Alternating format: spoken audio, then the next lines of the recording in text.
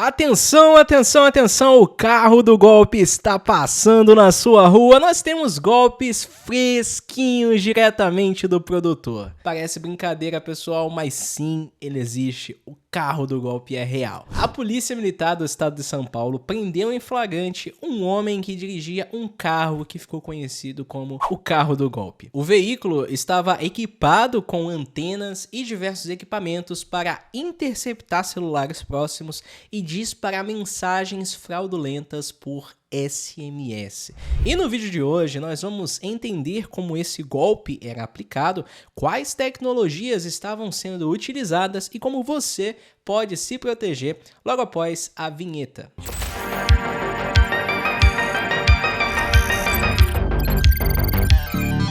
E você que é novo por aqui, já chega deixando o seu like e se inscrevendo também para receber novos vídeos sobre segurança e privacidade. Se você acompanha também aqui o Privacy Map, já é inscrito há algum tempo do canal e viu as notícias desse golpe, provavelmente você se lembrou desse vídeo que eu estou deixando aqui no card. Nele explicamos sobre os ataques a celulares através das operadoras de telefonia e chips de celular e como eles poderiam ser usados não só para vigilância, mas também para aplicar golpes.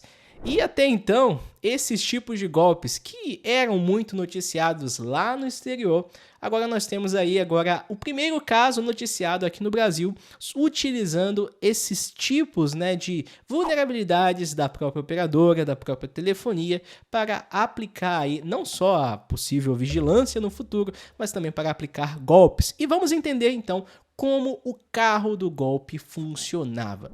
Sabemos que os criminosos estão cada vez mais engenhosos e isso não é mais novidade. Mas o que chamou a atenção nacional aqui para esse novo golpe foi não só a forma como ele foi construído, mas também as tecnologias usadas. Primeiro vamos falar sobre o objetivo dos criminosos. A ideia é simples, tá? Criar uma unidade móvel de golpes. Pode parecer engraçado, mas simplesmente era isso. Em outras palavras, é um carro equipado com diversos dispositivos de telefonia celular que circulava ali diariamente por São Paulo, enviando mensagens SMS em massa.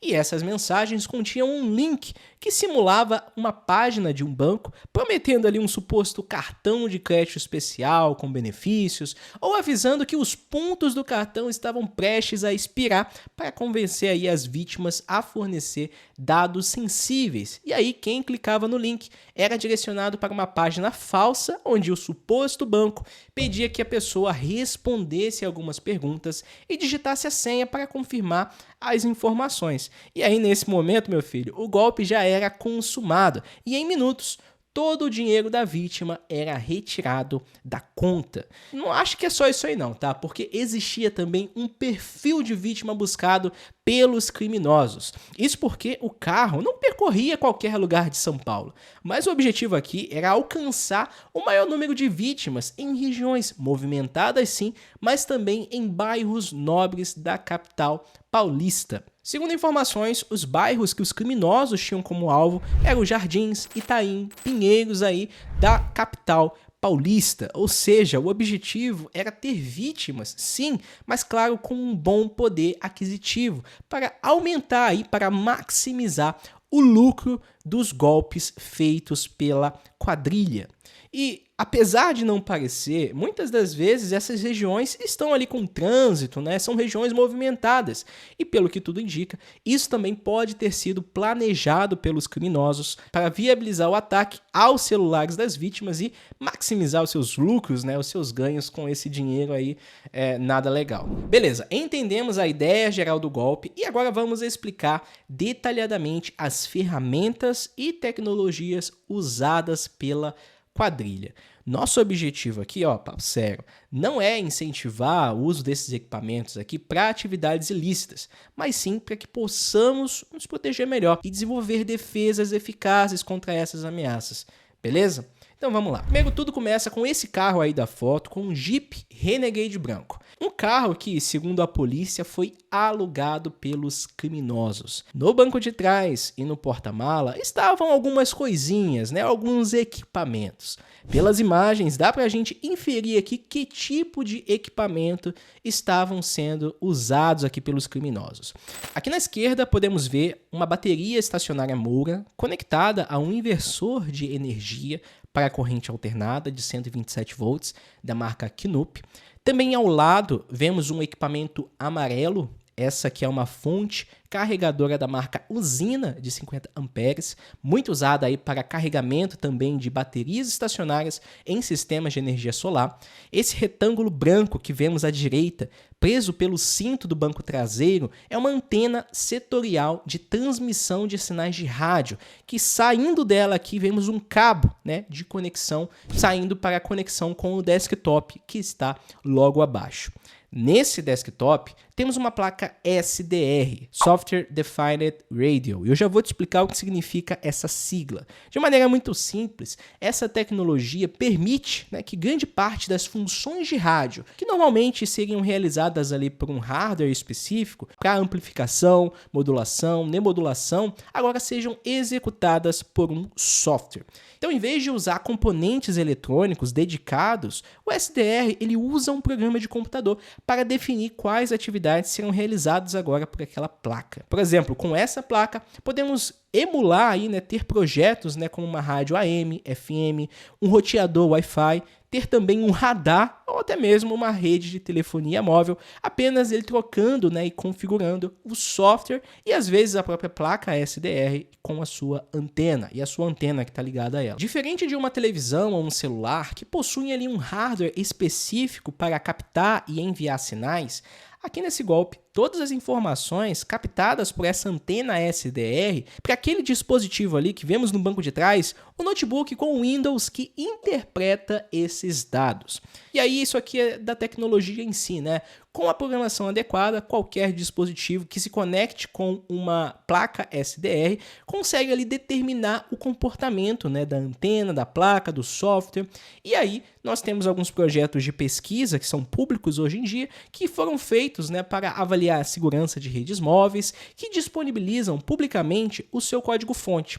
E um deles, com certeza, foi utilizado aqui pelos criminosos, para que eles imitassem, né, uma torre de celular, para que eles criassem aí uma ERB, uma estação rádio base, claro, com o objetivo de fazer ali os celulares próximos se conectarem a ela para enviar e disparar esses SMS em massa. E quando a gente fala de rede celular, esse nome não vem à toa, porque cada torre em uma cidade cria uma área de cobertura como se fosse ali as células, né, de um sistema. E aí, à medida com que você se desloca pela cidade, o seu celular ele tenta constantemente se conectar a antenas mais próximas, né? Isso faz parte do funcionamento dessa tecnologia. E aí, quando uma nova torre fica disponível com um bom sinal, o seu celular ele tenta se conectar a ela. E aí, nesse processo, algumas coisas acontecem, inclusive a autenticação. E no caso dessa torre falsa aqui, programada por software, provavelmente ela vai imitar sim uma torre de operadora celular legítima, mas ao invés de utilizar tecnologias recentes, ela vai optar por usar as regras da tecnologia GSM, da tecnologia 2G. Dessa forma, o celular ele pode ser enganado a se conectar a essa torre falsa, pensando que é uma torre legítima, para que exista, né, um leque maior para uma variedade de ataques no GSM, além de, claro, dos ataques que os criminosos exploraram aqui, que é o envio de SMS falsos. Isso porque no início da conexão entre o celular e uma torre GSM, existem ali algumas funções mais inseguras da própria tecnologia 2G que os atacantes podem explorar. Certas camadas de comunicação nesse protocolo não exigem autenticação. Por exemplo, qualquer telefone GSM, mesmo inadimplente, com chip defeituoso ou sem chip, pode ligar para números de emergência, como por exemplo o 190 aqui no Brasil. Isso ocorre sem qualquer autenticação, permitindo que qualquer dispositivo que consiga se comunicar com uma torre possa realizar chamadas para esses números. E de forma semelhante, os criadores dos protocolos GSM incluíram a capacidade de envio de SMS nessa camada de baixa segurança e autenticação. Isso para que, caso você esteja viajando e, sei lá, você acabe de inserir ali um novo chip num novo país, sem estar com roaming ou com plano ativado, mesmo que você não tenha sido autenticado como cliente, você poderá receber ali um SMS da operadora com informações importantes sobre o novo país, ou com o site da operadora para você ativar o plano e receber também as configurações iniciais do seu plano de telefonia celular. Essas mensagens iniciais, como chamadas de emergência e SMS, não passam por todas as camadas de validação quando um celular se conecta à torre. Então, provavelmente, aqui, cientes dessas vulnerabilidades, os criminosos aproveitaram essas primeiras mensagens que não são tão seguras para enviar mensagens de phishing, como se fosse a operadora, usando ali, claro, um software de emulação, de IRB, naquele notebook que vemos na parte de trás do carro. Isso porque ficou manjado, receber SMS de números desconhecidos. Mas quando você recebe um SMS como se fosse ali direto do banco ou da operadora, isso traz aí uma maior credibilidade ao phishing. Mas e aí, Pio? Quais são os aprendizados desse ataque? Olha, o primeiro aprendizado é que tecnologias vulneráveis serão exploradas contra você. O GSM, a tecnologia 2G, que foi a mais popular, ela foi fundada aí em 1991, ou seja, há mais de 30 anos atrás, e ela foi adotada aqui no Brasil como padrão lá em 2005. E ela apresenta desde então diversas vulnerabilidades que podem ser exploradas sim em ataques. Por exemplo, Man in the Middle, ataques de syncloning, IMSI Catcher, problemas de criptografia, autenticação e diversos outros ataques já estão documentados na literatura. E também serviram como motivações para que o 2G e o 3G também fossem desligados em diversos países.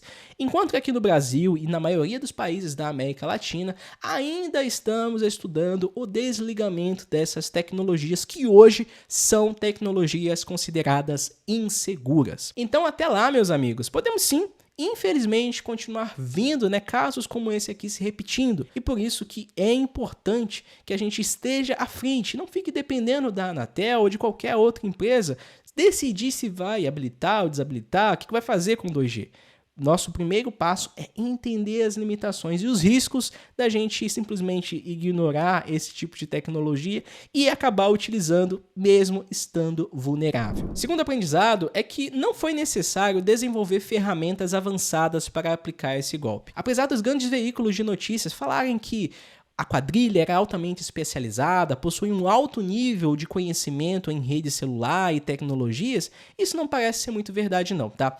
Isso porque não é necessário ter muito conhecimento para a criação desses golpes aqui, porque na prática foram utilizados softwares prontos com apenas algumas modificações para criar essa estação radiobase falsa.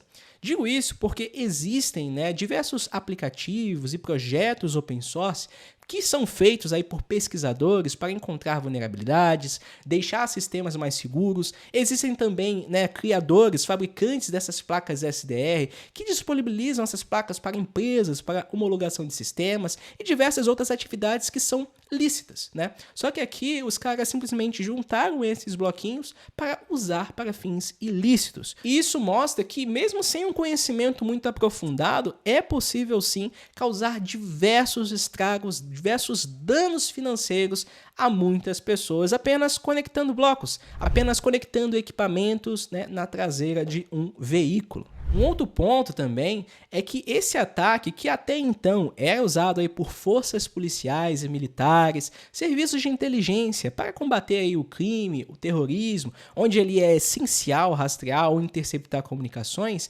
agora acabou sendo modificado também para interceptar e enviar mensagens falsas para cidadãos comuns. E somado ao fato de que nesses últimos tempos tivemos uma popularização das tecnologias, beacons, placas e diversos outros dispositivos que, claro, permitem um acesso e estudo à área de hardware, mas também em contrapartida não tivemos muito desenvolvimento em algumas áreas que continuaram usando protocolos de comunicação que claramente são inseguros, como as redes 2G. Um exemplo de equipamento de entrada é esse que eu estou mostrando aí na foto, que é uma placa SDR. Ela foi inicialmente desenvolvida para TV digital, mas também pode ser usada para capturar sinais e comunicações por rádio. E isso inclui a implementação de ataques para interceptar o identificador IMSI em celulares para rastreamento, que é algo que a gente explica como se proteger lá no treinamento Android privado. Beleza, Pio, mas como se proteger contra o carro do golpe? A primeira dica é: esteja sempre alerta às ameaças cibernéticas. As iscas, pessoal, elas mudam, mas o objetivo do phishing é sempre o mesmo. E por isso que você precisa estar atento. Iscas como: detectamos em sua conta bancária uma transação de R$ 3.500, clique aqui para poder negar. Ou, por exemplo, seus 25 mil pontos do seu cartão, sei lá, Mastercard, expiram hoje. Clique aqui para resgatar, para impedir, para não sei o quê. Cara, tudo isso aí foi feito para que você ali, por reflexo, né, e distração, muitas das vezes clique e acesse um site falso e acabe entregando seus dados pessoais, sua senha, seu token do seu banco, enfim, todas as informações que os criminosos precisam para poder roubar o seu dinheiro.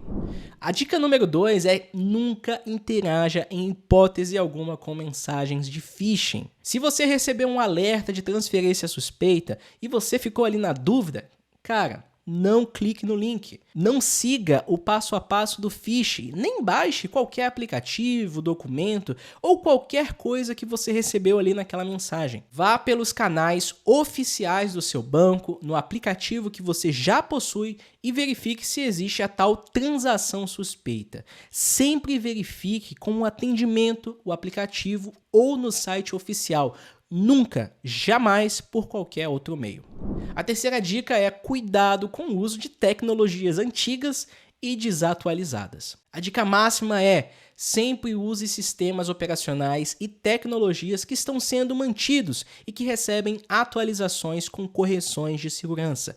A rede 2G, por exemplo, já deixou de ser mantida, há muito tempo, e por isso que está sendo desativada aí em diversos países. Então a dica é que você desative o uso dessas redes no seu Android ou no seu iOS nas configurações para evitar e cair nesse tipo de ataque. E o quarto, mas não menos importante, evite o uso de SMS. Os SMS não são criptografados de ponta a ponta, são sim vulneráveis a interceptações e a ataques como spoofing, como phishing, e podem comprometer a sua segurança e a sua privacidade. Evite também usar SMS para dupla autenticação, comunicação ou qualquer outra coisa. Esqueça o SMS, combinado? Mas eu quero saber de você. O que você acha de tudo isso? Você acha que já passou da hora aí de desligar o 2G? Ou isso é culpa aí dos softwares open source, olha que eu ouvi isso, tá? Que permitiram com que esses criminosos pudessem implementar essas estações de rádio base falsas. Eu quero saber a sua opinião, deixa aqui embaixo nos comentários. Se você não deixou seu like e esse vídeo foi útil, deixe também o seu like. Ficamos por aqui, te vejo em um próximo vídeo. Valeu e até mais.